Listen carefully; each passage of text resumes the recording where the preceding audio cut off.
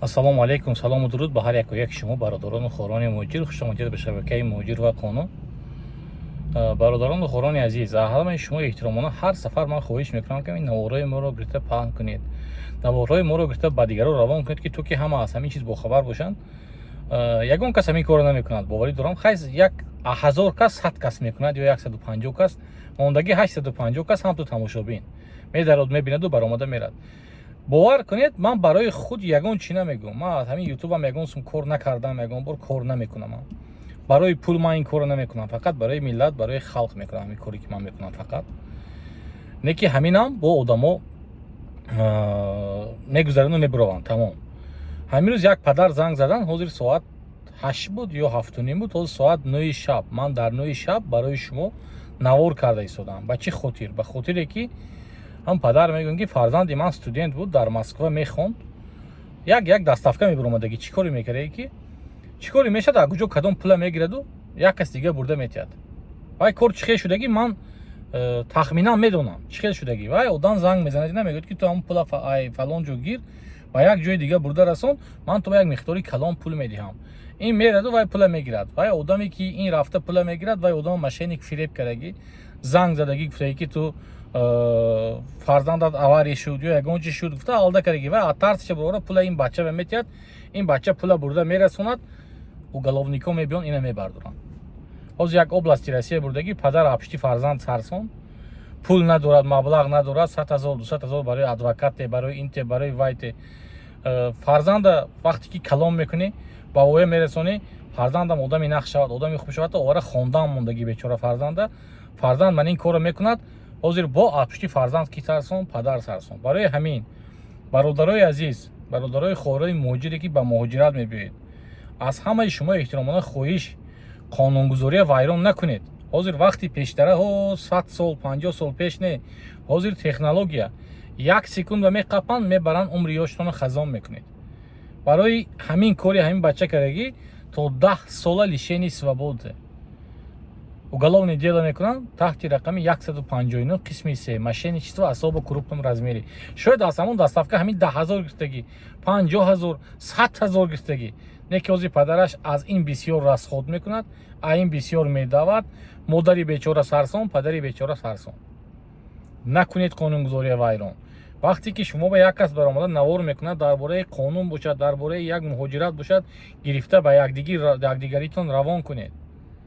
ҳозир мана консепсияи нав имзо шуд 16 октябр буд, дар он ҷо бисёр дигаргуниҳо дохил шудаги ман ҳоли гуфта мегузарам. ҳозир ба Российская федератсия коргар дар кор. ҳозир ҳатто президент гуфт ки коргароя ҷалб кунед барои экономикаи давлата буҷаи давлатия боло бардоштан. ҳозир МВДи Россия дар Тоҷикистон кушода мешавад, МВДи Тоҷикистон дар Россия. шартнома бастагӣ уже президентҳо байни худ. ҳозир ҳамаш мир технология меқапанд, бурда бекормули ёштонро хазон мекунанд. чӣ мекунед ҳамин корро карда? ҳар коре ки кардӣ ҷавоб метиҳӣ. мешавад ки ҳамин туя падарат калон кард, гуфт ки рав Россия кор кара биё ҳамин ҷо омада, ҳамин ранги мо чӣ хел кор карда мегардем. ман таксирон ҳастам, як каси дига як чӣ дига ҳаст, зиндагиш пеш рафта истодааст ку. шарт нест ки ҳамин роҳи осони пулкоркунии ковему аз пуштому бо падару модаромо сарсон кунем. ҳамн бачаак 18 сола будааст, вале ҳаёт ба ҳеч чиз дагӣ невай. омадаги ҳаминҷа мехондаст студент. худам мегӯям падар ман пул медодам, маблағ медодам ки ҳамин корро накун бачам, корҳои хуба кун, роҳҳои хуба рав. Не ки чӣ кор кардаги фиреб хӯрдаги ҳамин ҳаёт ба.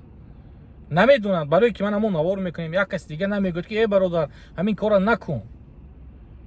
мо барои ҳамдигар бояд ки такиябон шавем, мо аҳл шавем, мо аз куҷо набошем, аз кадом гӯшаи канори Тоҷикистон набошем, мо барои ҳамдигар бояд ки такиябон шавем, якдигарро дастгирӣ кунем, чизе намедонистагиамро фаҳмонем. на ин ки фақат ба ғоратгарию, ба дуздию, ба дигар чизо одаморо даъват кунем.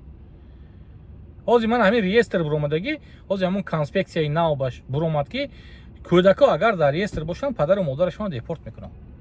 кӯдакотон агар дар реестр бошад, меқапанд, мебаранд, шумо ба кӯдакатон то 18 солагиша ҷавобгар ҳастед. депортатсия мекунанд бидварени. ҳамин корро афти чӣ шудааст? ҳамин реестру манин аминаю манин дигар технологияю дигар қонун барои чӣ буромадааст? барое ки аз тарафи муҳоҷиро бисёр қонуншиканӣ шудааст. барои ҳамин аз ҳамаи шумо эҳтиромона хоҳиш мекунам наворҳои моро гирифта паҳн кунед. Телеграми мо Қонун РФ силкаашро дар зери навор мегузорам. марҳамат дароед дар он ҷо беш аз 2-3 нафар тоҷик байни худ саволу ҷавоб. бачаҳое ки нав мебиёнд дар Россия ба ёд диҳед, фаҳмонед ки ҳамин хел накунед. барое ки як тоҷик ҳамин корро мекунад, мондагӣ ҳама аз пушти ҳамон азият мекашад. барои ҳамин аз ҳамаи шумо илтимос, мана ҳозир мувофиқи конспексияи нав имзошудагӣ бояд ки ҳама одамое ки ФСБ даромада намондагӣ ку агар ягон угроза безопасности набошаду ҳам то барои тафтиш гардонда бошад, нежелательное лицо набошад, шояд ки запретҳои амно кушода шавад. 1-2 ҳафта сабр мекунед, метавонед ки мактуб кунед ба ФСБ рус ки дар асоси конспексияи нав въезди шуморо кушод, омода зиндагитон Россияро пеш баред. ҳаёти худатонро қин нагардонед. ҳаёти худатонро ҳеҷ вақт ба роҳи осон фикр накунед ки вай пула гирифтед шумо тамом. ман ҳозир 100 000 бароям дастсафка гирифт. ҳозир чӣ мешавад Аллоҳ медонад. пули калон будагӣ. аллоҳи меҳрубон ҳамотон нигаҳбон бошад. бародарони азиз, касе агар гапи ман сахт расад, гапи ман маъқул набошад, аз ҳаматон бахшиши зиёд.